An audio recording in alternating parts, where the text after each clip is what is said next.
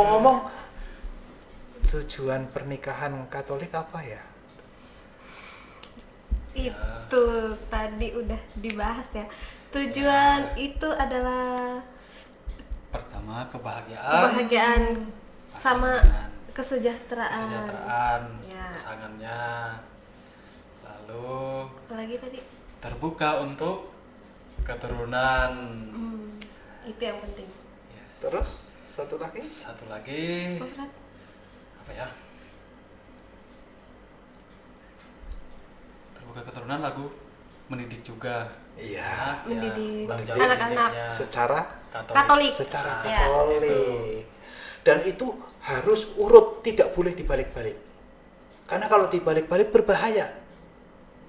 Misalnya, yang nomor 2 dijadikan nomor 1. Mempunyai keturunan. Kalau nggak punya keturunan, cerai. Nah, nggak boleh. Karena harus yang nomor 1, membahagiakan, mensejahterakan pasangannya. Kalau nggak punya anak, nggak masalah. So what? Ya. Hidup berdua juga bisa bahagia. Hidup berdua juga bahagia. Hidup sendiri Ada juga rencana Tuhan, ya. Ada rencana Tuhan. Jadi pesannya itu tidak boleh dibolak-balik. Yang pertama adalah membahagiakan, mensejahterakan pasangannya. Yang kedua baru prokreasi. Ya, Ya. kalau diberi Tuhan, Kalau- kalau dipercaya Tuhan. Ya, makanya di dalam janji pernikahan saya akan bertanggung jawab untuk membesarkan anak kalau dipercayakan Tuhan dan mendidiknya secara Katolik. Nah, saya berjanji demi Tuhan dan Injil suci ini, Tuhan tolonglah saya. Begitu. Jadi dalam perjanjian perkawinan itu sangat sakral sekali kalau kita perhatikan, kita amati kata demi katanya. Yang pertama diawali di hadapan Tuhan, imam, para orang tua, dan para saksi. Maka saya, Surikno, dengan niat yang baik dan hati yang ikhlas, memilihmu, Ida, menjadi istri saya. Nah, saya berjanji akan setia dalam untung dan malang, dalam suka dan duka, dikala sakit dan sehat, ya, terus saling Mau mengasihi. baik dalam kekurangan maupun kelebihan, ya, tetap setia. Terus yang saya akan selalu mencintai dan menghormatimu sepanjang hidup saya, ya gitu ya, dan seterusnya. Itu kalau pada saat bertengkar, kalau ingat itu nggak jadi bertengkar. Iya, karena itu janjinya di hadapan Tuhan, di hadapan imam, di hadapan orang tua, para saksi. Terus tangannya di atas Kitab kitab suci lagi. Di atas kitab suci di sini. Saya berjanji, ya, demi Allah, demi kitab suci ini, ya, saya berjanji. Nah, itu. Dan itulah sakramen perkawinan, tanda kehadiran Tuhan di situ. Karena suami istri sudah bukan 2 lagi, tapi harus 3. Bersama Allah. Tuhan Yesus hadir di tengah-tengah keluarga. Kalau tidak ada Tuhan Yesus, akan goyah imannya ketika ada badai yang ngamuk di dalam rumah itu. Ada tsunami datang. Harus ada orang ketiga, yaitu Yesus itu sendiri. Bukan orang ketiga yang lain ya. Bukan orang ketiga yang lain. Cukup Itu Tuhan bahaya. Yesus. Iya. Oke. Itu perihal materi-materi yang ada dalam Ya. KPP. Selanjutnya, Frat. Selanjutnya kita juga mau tahu siapa sih yang ikut KPP ya? Siapa yang boleh ikut? Nah, Itu tuh siapa yang tahu penting. nanti tiba-tiba, frater boleh daftar nggak? Begitu. Mungkin. Boleh, mungkin apa? boleh kalau untuk mau nggak tahu mendengar, ya, untuk nggak tahu mendengar. ya. Ya. Jadi, Atau mau ngisi materi juga mau nggak ngisi apa-apa materi. kali ya. Nah, lalu kami mau tahu juga siapa yang boleh ikut KPP, apakah yang belum menikah atau yang sudah menikah boleh ikut, apakah harus yang berpasangan atau yang masih jomblo juga boleh ikut. Gitu. Yang ikut KPP yang jelas yang mempunyai hubungan atau sedang pacaran serius untuk menuju ke pernikahan. Itu yang pertama. Terus yang kedua tentu tidak dalam kasus yang belum terselesaikan statusnya. Iya. Dan itu selalu berhadapan dengan pastor paroki, ya. Nanti pastor paroki memutuskan tidak bisa, harus selesaikan dulu, ya. Titik gugur. Baru nanti boleh menikah, ikut kursus persiapan perkawinan. Begitu ceritanya, Pak. Berarti yang jomblo-jomblo belum bisa ya Pak Belum ya? bisa ya. Harus punya pasangan dong. Berpasangan dulu. Harus cari dulu deh. Mencari dulu, ingat itu. Harus cari dulu. Mencari dulu.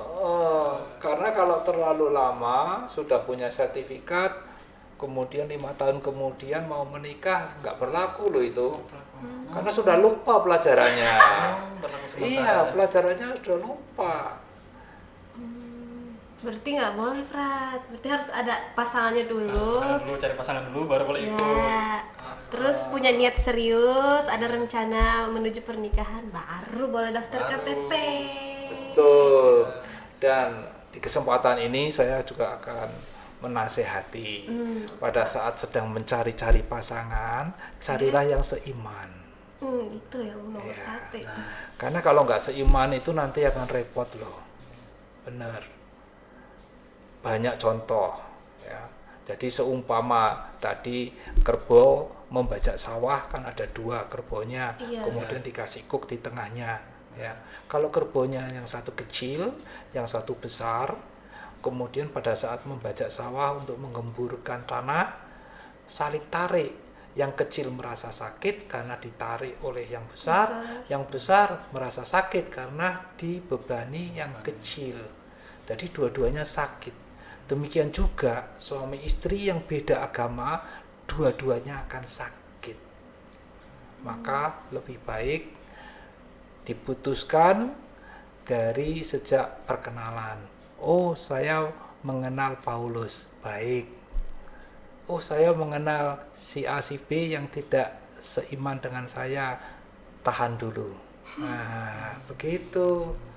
Dari awal sudah. Karena kalau sudah cinta, nasihat orang tua tidak lewat kalau sudah cinta itu. Padahal tadi perencanaan pernikahan modalnya tidak cinta saja, Banyak tadi ya. tidak ingin saja, tapi harus direncanakan dengan baik. Nantinya itu mau apa sih? Harus ada visi misinya. Iya, begitu, Pater. Berarti sebaiknya harus seiman dan seamin. Iya, seiman dan seamin. Ya. Satu gereja juga. Tidak harus satu gereja. iya. Bisa gereja Santo Clement, gereja Prapater, Teresia, gereja Santo Paulus, atau Fatimah dari Penajam boleh. Jauh juga ya mencari ke sana. Iya. Atau paroki Grogot itu namanya apa? Aduh, lupa lagi. Paroki Haleluya. Oh ya, Haleluya. Itu. Di kilo 45 juga ada tuh. Iya. Kilo 15. Banyak gereja, banyak para jomblo-jomblo di luar sana. Banyak jomblo Katolik jadi. Iya. Katolik. Tinggal Ini usahanya salah aja satunya. dulu. Ini salah satunya katanya jomblo Katolik. Iya. Semoga dipertemukan lebih cepat ya. Amin. Oh ya, tadi dikatakan harus yang sudah siap menikah ya, Iya, matang, sudah punya rencana. sudah rencana ya. Berarti dilihat juga dari segi usia ya, untuk yang daftar KPP itu, usia dari pasangan itu misalnya, oh ini usianya belum cukup ya, untuk sesuai dengan usia untuk menikah begitu ya. Iya. Dilihat juga. Di Indonesia kan ada umur 21 kan untuk pria ya. Jadi kalau di bawah umur ya silahkan menghubungi pastor. Lewat jalur pastor dulu, baru ke tim KPP. Oh, siap. Berarti harus diseleksi dulu ya. Ini cocok nggak ini diikutkan KPP oleh pastor paroki? Betul. Oke, lumayan juga ya frater ya prosesnya ya KPP itu ya. Kalau Selvi sekarang usia berapa sekarang? Kalau saya sudah 22 Oh, tahun. berarti sudah mencukupi ya, hanya belum ketemu saja. Belum aja frater. Iya. Belum ketemu tulang rusuknya. Iya, masih dicari dulu. Betul sekali. Jadi memang harus dipersiapkan sih hidup berumah tangga.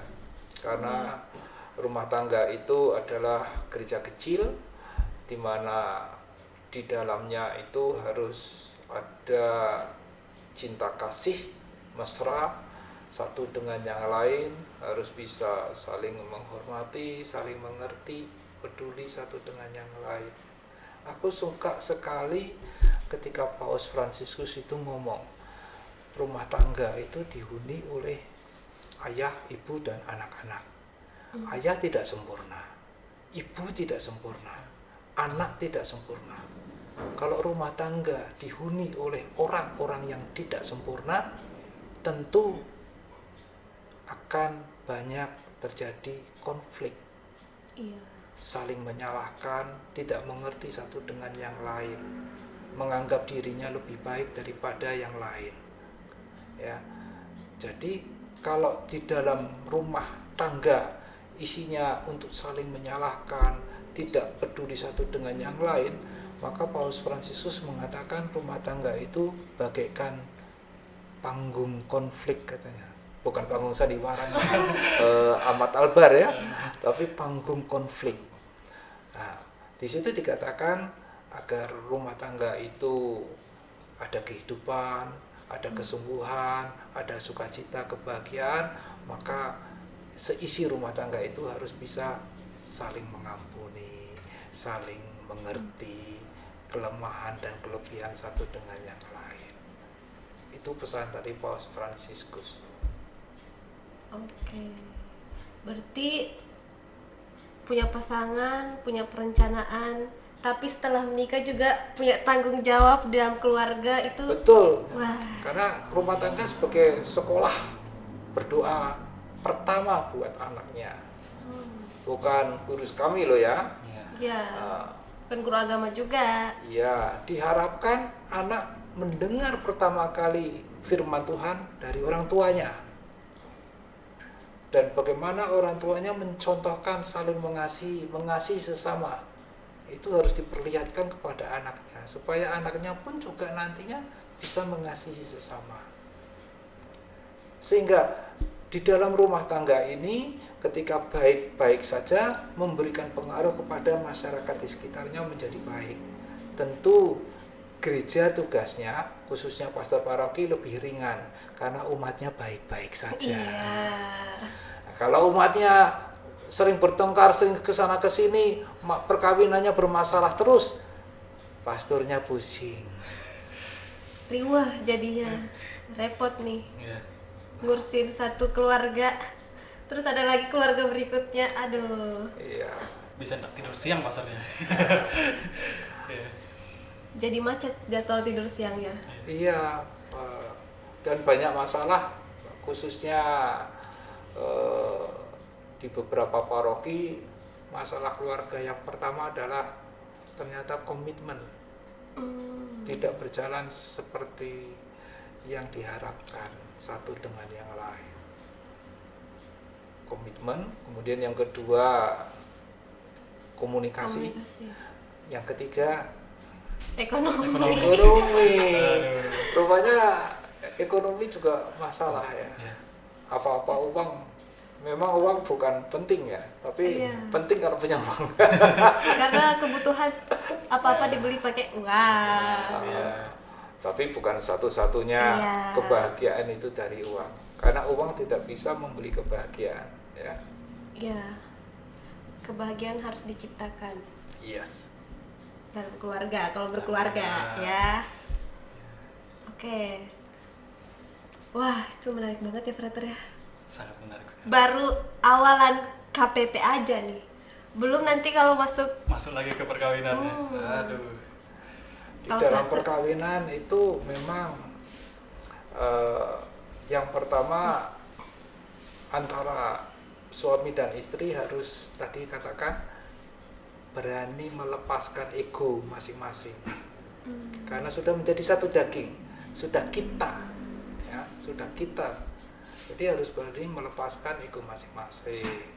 Yang tadinya sebelum menikah sering hangout bersama teman-temannya, setelah menikah ingat loh ya, ada yang di rumah, ya, begitu.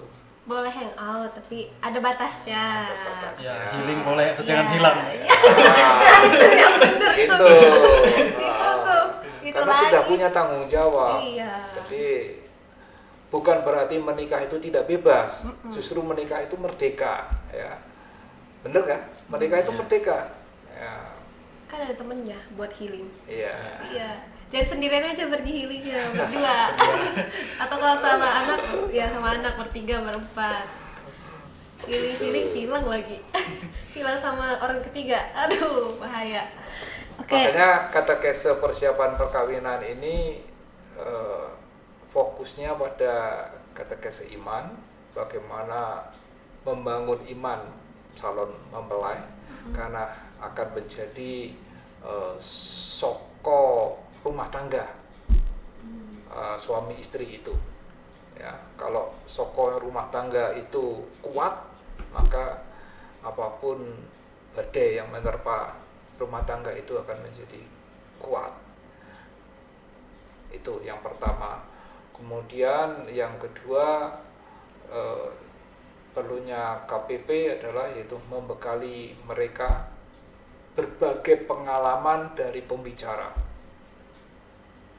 diceritakan secara vulgar, secara apa adanya, dan solusinya, supaya mereka menyerap betul yang menjadi pengalaman dan solusi para pembicara pada saat mereka punya masalah. Pembicara punya masalah, itu diceritakan. Kemudian diajak berdoa bersama, berdialog, baik berdialog dengan pembicara maupun berdialog dengan pasangan, calon pasangannya itu. Seperti tadi rumah tangga itu, ekonomi rumah tangga harus berdialog tuh, harus jujur tuh. Kamu masih punya utang nggak?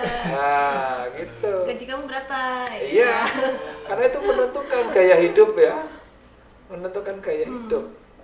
Berapa yang harus disimpan, berapa yang untuk pengeluaran, bagaimana untuk membantu orang tua mungkin, ya, itu.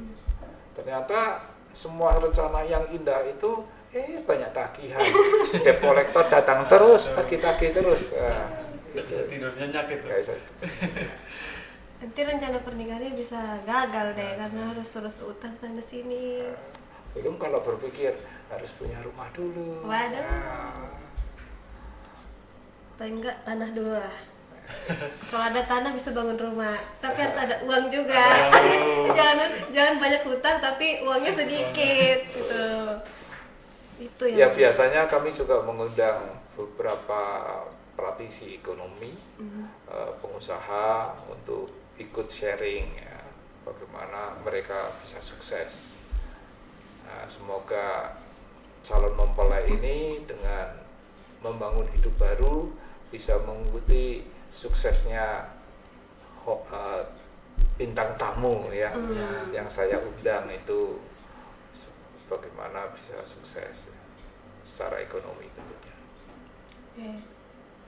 Nah, lalu untuk tim pengajarnya sendiri itu ada berapa, Pak?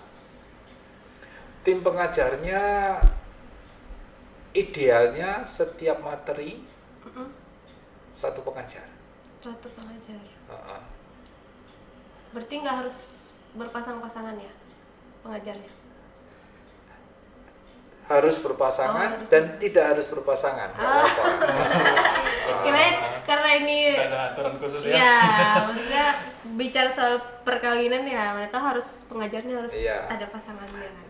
Jadi saya dari seksi kerasulan keluarga, di mana KPP ada di dalamnya. Ya. Jadi kami memperlengkapi beberapa pengajar. Ya.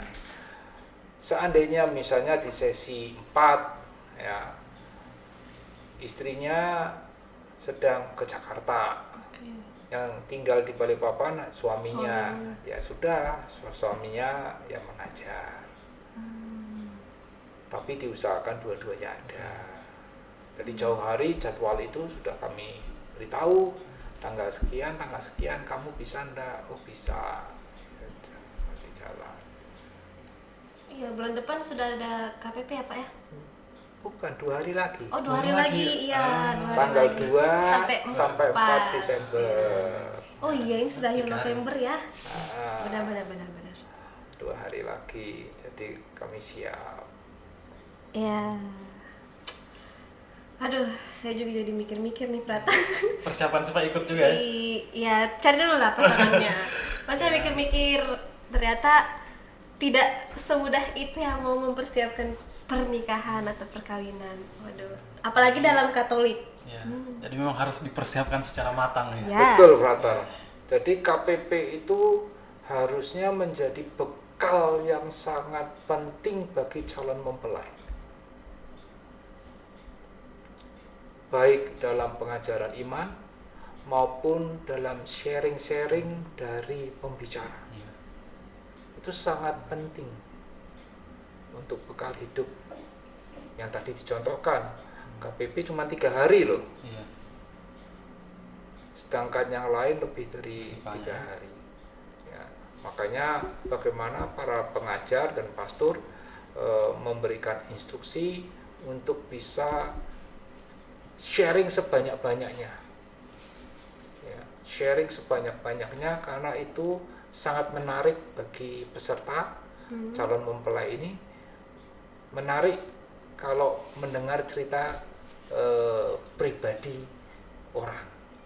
Ya, menarik. Acara-acara televisi yang menarik apa kira-kira? Gosip-gosip ya.